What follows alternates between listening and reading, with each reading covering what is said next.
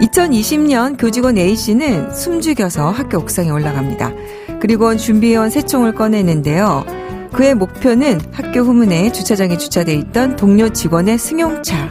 A씨는 새총에 쇠구슬을 장전해서 동료 직원의 차를 향해 당깁니다. 결국 해당 차량의 앞 유리와 썬루프가 손상을 입었는데요. 새총을 쏜 이 사람 처벌을 받게 되었을까요? 법무법인 승인 양소영 변호사입니다. 네, 초등학교 옥상에서 새총으로 쇠구슬을 날려서 동료 직원의 승용차 유리와 썬루프를 파손한 교직원.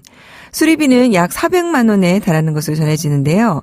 특수 재물손괴 혐의로 재판에 넘겨졌고 법원은 A씨에 대해서 징역 6개월을 선고했다고 밝혔습니다. 네, 특수 재물손괴라고 한다면은 이제 새총을 위험한 물건으로 봤기 때문이겠죠. 자, A씨는 평소 학교 행정실 업무와 관련해서 피해자와 좋지 않은 감정이 있었고 같은 해 5월쯤 새총과 쇠구슬을 인터넷을 통해서 구입을 했네요. 자, 이렇게 범행을 저지른 것으로 전해졌는데요. 재판부는 학교에서 근무하는 A씨가 새총을 이용해 직장 동료인 피해자의 차량을 부순 것으로 그 죄질이 매우 불량하다라고 봤습니다. 또한 피해자는 극심한 공포와 정신적 고통을 겪었을 것으로 보인다. 용서받지도 못했다. 아마 합의를 안 했는 모양입니다. 징역형을 선고했습니다. 자, 일반적으로 재물손괴에 대해서는 벌금형이나 내지는 집행유예 로 하는 경우가 굉장히 많은데 좀 이례적으로 실형을 선고했는데 형사사건에 있어서 피해 사실, 가해 사실, 범죄 사실을 인정했느냐, 그리고 피해자와 합의를 했느냐, 그리고 그러한 경위, 이런 부분들을 보고 양형을 정하는데요. 아마 이 경우에는 본인이 옥상에 이렇게 올라가는 장면을 누군가 보지 못했을 것으로 생각을 하고 증거가 하나도 없을 것이다 생각을 하고 부인하지 않았을까. 아마 이제 몰래 옥상에 올라가서 했기 때문에 자신이란 사실을 몰랐을 것이다라고 생각을 했는데 블랙박스에 날아오는 방향이나 이런 가해자의 행동이 일부 찍히지 않았을까 하는 그런 생각이 들고요. 또 더군다나 피해자에게 사과도 하지 않아서 용서받지도 못했다. 이런 점들을 참고를 했고 또 새총이라는 것이 멀리서 쏘면은 굉장히 위험하잖아요. 쇠구슬을 당긴다는 것이 흉기로 보아서 이례적으로 좀 실형을 선고한 것 같습니다. 이게 이제 저희가 갈등, 어느 직장이나 어느 사회나 갈등은 있게 마련이죠. 그런데 이것을 해결하는 노력을 다하지 않고 보복하고 거기에 대해서 또 자신은 그 피해에 대해서 사과하지도 않고 부인하고 하는 부분이 좀 안타깝다는 생각이 들어서 한번 소개를 해봤는데요. 자, 오늘 직장에서 일하시는 분들, 주위에 있는 분들, 얼마 전에 드라마 있잖아요. 나의 해방일지에 환대하라라는 부분 저 굉장히 인상 깊게 들었습니다. 우리 옆에 있는 사람 환대하죠. 그러면 우리 갈등이 좀 더 나아지지 않을까요? 서로 좀 이해하고 아끼는 세상이 됐으면 좋겠습니다. 세상의 모든 고민을 풀어드립니다. 양소영 변호사의 상담소. 여름이 되면 날씨만큼이나 뜨거운 논쟁이 하나 있습니다. 바로 개식용 문제인데요. 개식용 문제는 현행법과 문화적 특수성 사이에 놓인 채 지난 수십 년간 방치됐습니다. 네, 그래서 오늘은 개식용 논란에 대해서 살펴보겠습니다. 동물의 권리를 옹호하는 변호사들, 네, 김도희 변호사님 함께합니다. 안녕하세요. 안녕하세요. 네. 지금 이제 더워지니까 조금 있으면 이제 초복, 중복, 말복입니다. 개식용 문제가 어김없이 화제가 되고 이제 좀 사회가 많이 변한 것 같긴 하지만 아직도 이렇게 개고기를 드시는 분들이 있다면서요? 네, 이제 요즘 많이 보이지는 않지만 그래도 이제 드시는 분들이 꽤 있고 이게 아무래도 설문조사, 여론조사 같은 것을 매년 여러 단위에서 하고 있거든요. 지자체 단위에서도 하고 있고, 이렇게 동물 단체에서도 하고 있고, 그래서 조금씩 차이가 있기는 한데, 국민의 한 20% 정도는 먹고 있다. 이렇게 파악이 되고 있고요. 그렇군요. 예, 20%면은 작지 않네요. 예, 그래서 뭐 작지는 않다. 근데 이제 다 먹는다라기보다는 그러니까 그 나머지 80%는 자기는 뭐 먹지 않았고 앞으로도 먹지 않겠다. 뭐 이렇게 얘기를 하고 있으니까 그 반대로 생각하면 이제 뭐 그 정도라고 보이는 것이고. 네. 그리고 뭐 딱 그 게 고기 우리가 뭐 영양탕이나 사철탕, 고신탕이라고 불리는 예, 그런 그 탕만 음식만 전문적으로 하는 곳은 많지 않지만 여러 이제 메뉴들을 같이 하잖아요. 그런 곳이 뭐 한 2, 3천여 곳 그렇군요. 있고 게가 이제 매년 한 100만 마리 정도 이제 도축이 되고 있다. 요렇게 지금 알려져 있습니다. 네. 동물권 행동 카라에서는 아마 이제 조사를 한 모양인데 현재 전국에 2, 3천 개의 개 농장이 있는 걸로 추정한다. 이렇게 발표를 했군요. 뭐 규모가 이렇게 작은 곳도 있고 되게 네. 큰 곳도 있고 한데 이제 개수로만 따지면 정확하지는 않지만 이제 그 정도 되는 걸로 추정을 하고 있죠. 그렇게 생각을 해보면 아까 말씀하신 정도로 20% 정도는 식용을 하고 있다라는 게 과한 추정은 아닐 것 같은데요. 지금 현행법상으로는 조리를 해서 판매한 행위는 불법 아닌가요?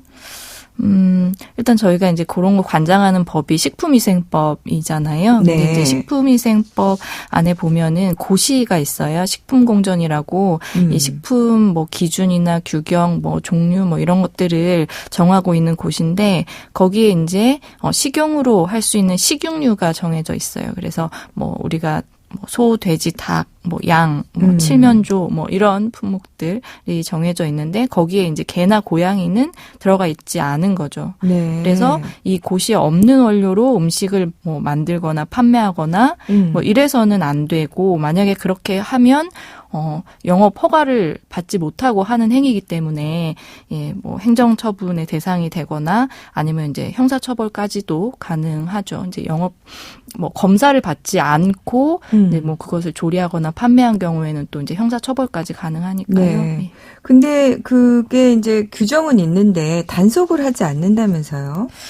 아무래도 이제 식약처나 농림부도 이렇게 뭐 허가받지 않고 그 정해진 동물을 판매하는 이런 행위는 불법이다. 그래서 뭐 개고기를 판매하고 식용은 불법이다. 이렇게는 입장을 밝히고 있는데 그러면서도 적극적으로는 단속하지는 않는군요. 예, 이제 오랫동안 뭐 이런 개고기를 먹는 개를 먹는 이런 관행이 있어 왔고, 예, 그렇기 때문에 단속이 어렵다는 입장이에요. 그래서 사회적 합의를 빨리 좀 했으면 좋겠다라는 공무원들도 이제 그런 얘기를 하고 있죠. 그렇군요. 예. 그렇게 보면은 얼마 전에 그 윤석열 대통령의 지금 부인인 김건희 여사가 첫 공식 인터뷰에서 동물권 보호의 목소리를 냈어요. 개식용 문제를 좀 종식하고 싶다 이렇게 얘기를 했는데 동물권 활동을 하는 변호사님으로서 이 발언은 어떻게 들으셨습니까? 일단은 예, 윤석열 정부에서 뭐 동물 학대 또 유기견 방치 또 개식용 문제 이런 데서 이제 구체적인 성과가 나오길 바란다 이런 발언들을 하셨고 특히나 뭐 이 중에서도 뭐 유기동물 보호소의 문제라든지 개식용 문제 이런 것들은 법제도랑 굉장히 연관이 많이 되어 있는 네. 예, 문제이기 때문에 사실 영향력 있는 분들의 이런 발언은 뭐 반가운 거는 맞죠.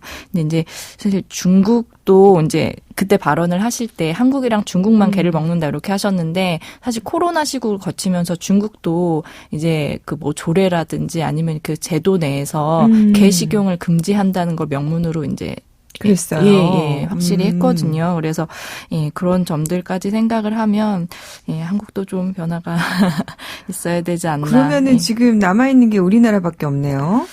뭐 그렇다고 예, 볼 수 그렇군요. 있고 왜 먹는 거는 이제 뭐 일부 이제 먹을 수는 있겠지만 이런 식으로 계속 바뀌고는 있죠. 법제도에 이제 들어가면서. 이번에 김건희 여사가 영세한 식용업체들의 업종 전환을 위해서 정책 지원도 가능하다 이렇게 언급을 하기도 했습니다. 이 부분은 좀 도움이 되겠습니까? 아무래도 이런 개식용 산업 종사자분들 입장에서는 생계가 걸린 문제이기 때문에 예, 그런 것도 당연히 같이 이제 고려를 해야 된다라고 생각을 하고요.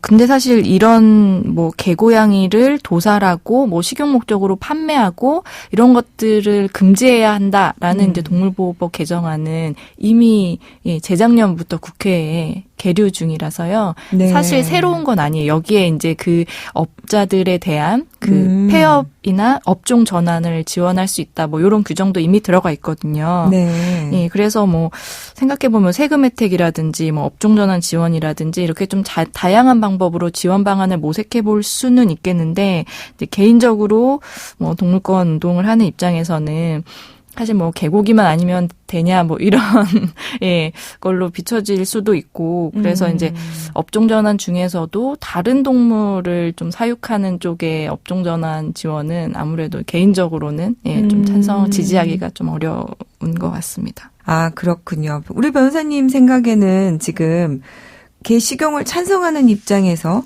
식용 여부는 개인적인 선택권이기 때문에 자율적인 판단에 맡겨야 한다. 이런 주장에 대해서 어떻게 생각하세요? 어려운 문제인데 그 사람이 먹는 게 곧 그 사람을 구성한다. 뭐 이런 말이 있잖아요. 네.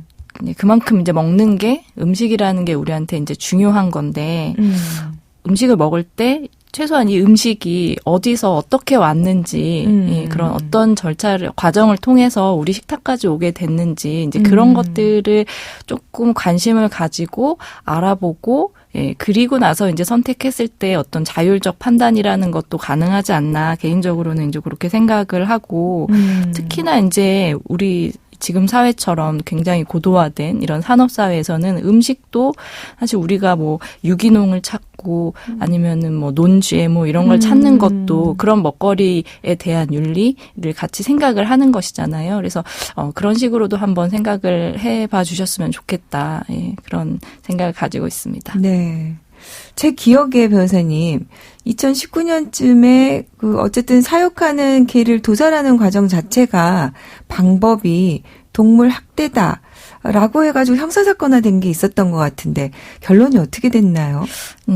그게 1심, 2심에서는 이제 무죄 판결을 받았다가 대법원에서 이제 유죄 판결, 유죄 취지로 그래서 이제 대법원에서 그 동물을 전기봉으로 이제 죽이는 방법을 주로 쓰거든요. 그렇게요. 예. 그렇다고 하더라고요. 예, 근데 이제 그 방법이 잔인한 방법에 해당한다. 근데 동물보호법 8조에 보면은 그 학대 행위 중에 잔인한 방법으로 뭐 이렇게 죽음에 이르게 하는 행위 아니면 다른 동종의 다른 동물들이 보는 앞에서 죽이는 행위 이런 것들이 이제 동물 학대 행위라고 규정을 하고 있거든요. 네. 그래서 이제 그 행위가 동물 학대 행위에 해당한다라고 봐서 유죄 판결이 내려진 예, 사건이 있었습니다. 네. 저는 오늘 김도현 변호사님하고 함께 하다 보니까 그 말씀이 좀 가슴에 남네요. 그 사람이 먹는 것이 그 사람을 구성한다. 어떻게 보면 우리 인격을 그렇게 형성한다라고 또 생각이 되는데요. 최근에 이제 동물권과 관련해서 많은 분들의 관심이 많아졌는데요. 우리 변호사님도 많이 활동하셔서 좋은 결과 내셨으면 좋겠네요. 네. 감사합니다. 감사합니다. 양소영 변호사의 상담소 양담소는 내일 또 문을 엽니다. 끝곡 아바의 Take a Chance on Me 들려드릴게요. 저는 양소영이었습니다.